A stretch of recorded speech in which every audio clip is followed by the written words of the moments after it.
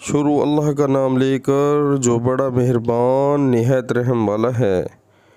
اور ان ہزلیات کے پیچھے لگ گئے جو سلمان کے عہد سلطنت میں شیاطین پڑھا کرتے تھے، اور سلمان نے مطلق کفر کی بات نہیں کی بلکہ شیطان ہی کفر کرتے تھے کہ لوگوں کو جادو سکھاتے تھے، اور ان باتوں کے بھی پیچھے لگ گئے جو شہر بابل میں دو فرشتوں یعنی ہاروت اور ماروت پر اتری تھیں، اور وہ دونوں کسی کو کچھ نہیں سکھاتے تھے جب تک یہ نہ کہہ دیتے کہ ہم تو ذریعہ آزمائش ہیں، تم کفر میں نہ پڑو۔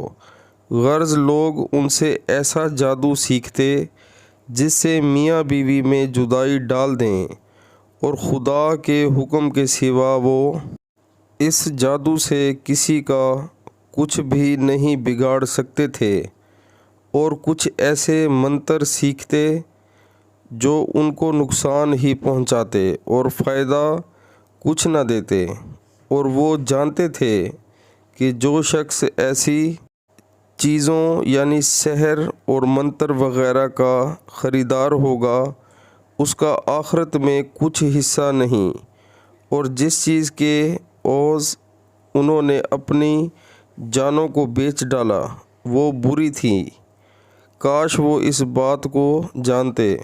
سبحان اللہ۔ پیارے مسلمانوں، اللہ تعالی ہمیں قرآن پاک روز ترجمے کے ساتھ سن کر پڑھ کر اس پر عمل کرنے کی توفیق عطا فرمائے، اور 5 وقت باجماعت نماز پڑھنے کی توفیق عطا فرمائے۔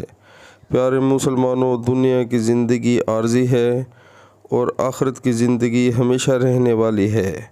جب اللہ تعالی ہمیں قبروں سے اٹھائیں گے اس کے بعد نہ ہمیں موت آئے گی اور نہ ہم دوبارہ اس دنیا میں آئیں گے، تو آخرت کے بارے میں سوچیں، اچھے اعمال کریں، اللہ کے حکم مانیں، انشاءاللہ بہت فائدہ ہوگا۔